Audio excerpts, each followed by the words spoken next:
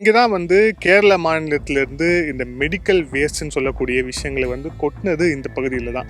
இந்த பகுதி அப்படிங்கிறது கேரளாவுடைய திருவனந்தபுரத்துலேருந்து கிட்டத்தட்ட ஒரு 180 கிலோமீட்டருக்கு பக்கத்தில் இருக்கக்கூடிய பகுதி தான் இந்த பகுதி.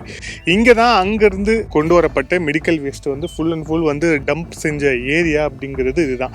இந்த பகுதியில் பார்த்தோம் அப்படின்னா நம்ம வந்து நெல்லையிலேருந்து ஒரு மெயின் டவுன்லேருந்து கிட்டத்தட்ட ஒரு 15லேருந்து ஒரு 17 கிலோமீட்டர் உள்ளே வந்தோம் அப்படின்னா இந்த பகுதி வந்து இருக்குது. இங்கே கிட்டத்தட்ட ஒரு 5 ஸ்பாட்டை வந்து தேர்ந்தெடுத்து அங்கே வந்து இந்த குப்பையில் வந்து கொட்டியிருக்கிறாங்க. இந்த குப்பையை வந்து க்ளீன் பண்ணும்போது அவங்க எடுத்த கணக்கின்படி பார்த்தோம் அப்படின்னா கிட்டத்தட்ட 500 டன் குப்பைகள் வந்து கொட்டப்பட்டிருக்கு. என்னதான் வந்து குப்பைகள் வந்து தற்போது கேரள அரசாங்கத்தாலே வந்து அகற்றப்பட்டிருந்தாலும் இந்த மக்களுடைய நீண்ட கோரிக்கைக்கு பிறகு ஊடகத்தில் பெரிய அளவுக்கு பேசப்பட்ட பிறகு அவங்க மாநில ஊடகங்களில் வந்து இந்த செய்தி வந்து ஹைலைட் செய்யப்பட்ட பிறகு இது வந்து இந்த குப்பையை வந்து அகற்றதுக்கான பணியையும் வந்து கேரள அரசே வந்து செஞ்சுருக்கு.